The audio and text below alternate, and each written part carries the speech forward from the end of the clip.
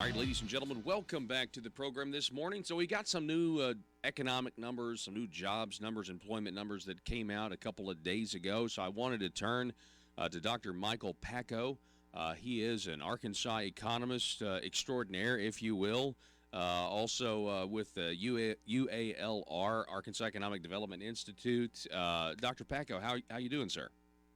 Oh, fine. Thanks for having me on, Paul. Absolutely. So you have this blog post and a blog site. I want to encourage everybody to go to arkansaseconomist.com because this is a place where you kind of give your thoughts in written form about what's happened with the job numbers that come in every month, isn't it? Well, that's right. It's kind of my nerdy place to go talk about the numbers. If you're interested in following some of those details, I encourage you to take a look at it. So we are actually, we're throwing this page up on the website right now. We have this back on October the 18th, Arkansas employment and unemployment, September 2019. So what stands out to you, Dr. Pakko, about these new numbers?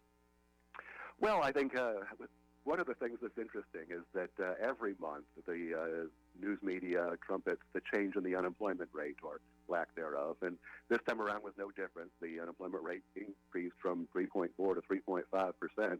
And one of the things I pointed out in my blog here is that that change is really only due to the fact that they rounded off to the nearest tenth. That for really all practical purposes, the unemployment rate was unchanged. As a matter of fact, if you carry out the calculation another digit, it went up from 3.44% to 3.46%, so 0.02%. The change in the number of employed and unemployed was really minuscule compared to the labor force of nearly 1.4 million. So basically, the news was no change when it comes to employment and unemployment. Yeah, so I see the graph right here that you have on there. It's pretty good. The green line is the official rate, but if you just don't do the rounding, then it pretty much stays the same. And so, that's certainly important. So, I mean, that's obviously a good thing, right? Record low unemployment is a good thing for the state. That's right. That's really the story here, is that the unemployment rate is low and continues to be below 4%. Statistically speaking, all we can really say is it is below 4%. And has been there for a couple of years now. So, but that's good news. That's certainly nothing to complain about. Talk about this. Some of the underlying numbers here. The household survey about the number of employed. That says there was a decline there. Well, yeah, 552 as an exact number out of 1.3 million was the decline from August to September. So, and then similarly, the number of unemployed went up by a grand total of 233. So, again, in the scheme of things, those numbers are basically zero. Now, for about the past 3 months, in the household survey, we've been seeing very little, if any, change in the number employed and unemployed. We're kind of on a plateau at this point, it would appear. Yeah, it does seem that way. I'm seeing this, local area unemployment statistics. It's pretty much the same. And then the labor force, and the I guess the national unemployment rate. What about the national unemployment rate? Well, the national unemployment rate declined by 0.2 last month. Again, the magnitude isn't necessarily all that important, but I guess what it means is now that the U.S. and Arkansas are exactly at the same place with a point estimate of 3.5%. So conditions nationwide mirror those in Arkansas, where very few unemployed. There's still a residual portion of the labor force out there that dropped out over the past decade, and so we still have some room to grow if those folks end up being lured back into the labor force. But as far as people looking for a job, they're pretty much jobs are plentiful. I'm going to go back to that the article here in a minute, but by the way, it's arkansaseconomist.com. But can you maybe remind us, for people maybe that weren't paying attention during the recession, this whole concept of dropping out of the employment force? Well, right. You're in the unemployment statistics, you're either counted as employed or unemployed and looking for a job. If for any reason you're not actively seeking employment, go back to school, retirement, discouraged, then you're simply dropped from the sample altogether. And so we saw about 5% of the labor force disappear over the course of the Great Recession and its aftermath. Part of that was expected. Baby boomers are retiring, leaving the labor force for good. But here in Arkansas, we saw about 2 percentage points larger decline than in the rest of the country. And I think a lot of that had to do with the evaporation of manufacturing jobs that were dispersed around the state.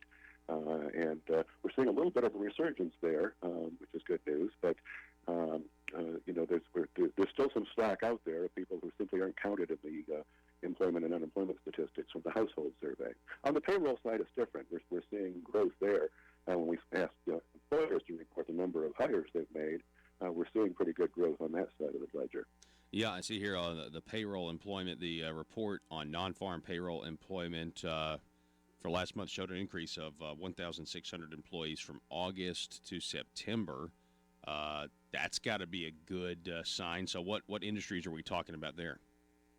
The real strong ones over recent months have been, healthcare. That's been pretty strong for several years now. Again, demographics drive that. Baby boomers are retiring, requiring more healthcare, et cetera. And leisure and hospitality hiring was up also, especially in accommodation and food services.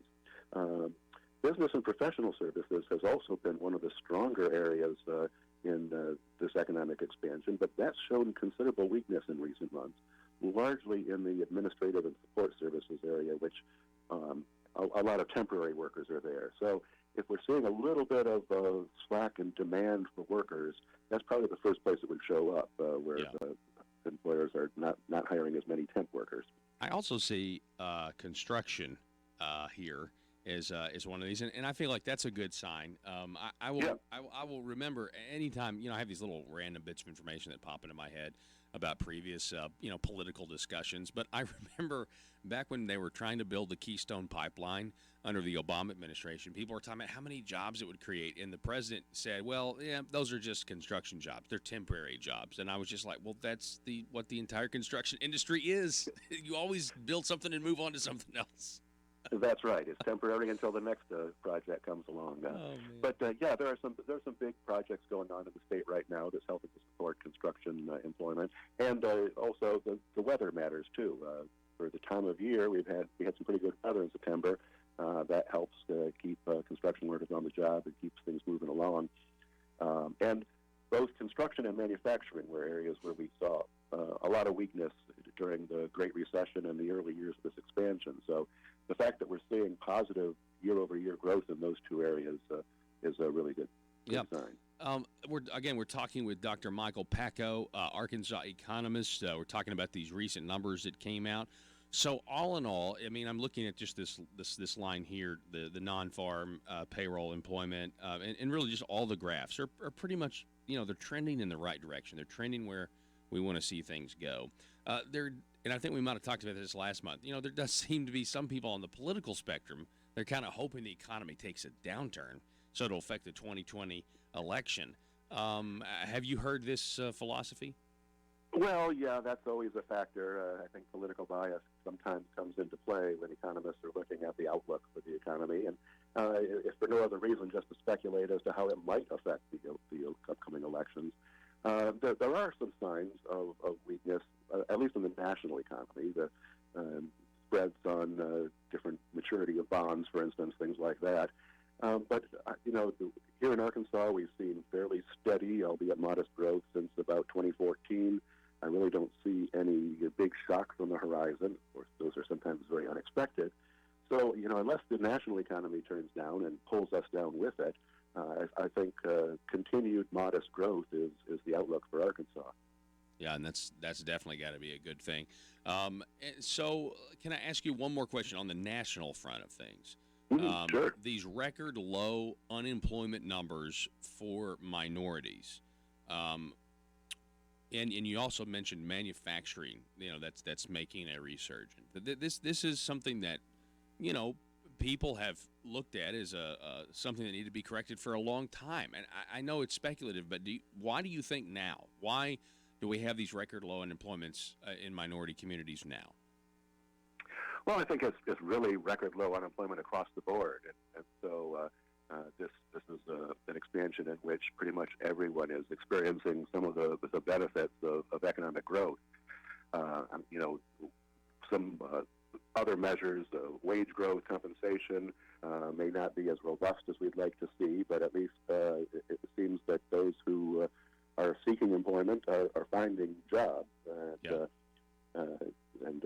This expansion is now the longest on record, over 10 years long, and we're still experiencing positive growth. So that's great. Folks, if you want to see what we just talked about, but you want to maybe see it in written form because you didn't just remember everything that we said, you can go to ArkansasEconomist.com and check it out. Now, Dr. Pakko, do you just update this pretty much once a month based on the numbers, or are there other updates throughout the month? Well, about once a month I update the employment numbers. That's when they come out. I also have a report on the metro area employment. There are personal income, personal consumption expenditures, just about any government statistic that comes out that has some bearing on the Arkansas economy. I try to work that into the ongoing narrative of how are we doing. Yeah. Well, I just want to encourage people to go there. It's a great resource. I'm glad you made me aware of it as well. And we look forward to talking to you again next month, sir. Oh, that's great. That's great. And also on the Arkansas Economist site, you can find information about the upcoming forecast presentation, November 14th, and you can sign up for that. So I see that right now. This is Arkansas Economic Forecast Conference, correct? Yeah, that's right. That's right. Okay. It's co-sponsored with the Federal Reserve Bank of St. Louis, the Little Rock branch. Oh, wow. Yeah, I'm looking at this right now. November 14th for breakfast to hear from experts who will give updates on economic conditions and the outlook of the region and the nation. Okay, great. Okay, well, yeah, absolutely, folks. It's ArkansasEconomist.com. You just click on that tab, Arkansas Economic Forecast Conference, for more information about that coming up November 14th. Dr. Pakko, we appreciate it, sir. Thank you so much.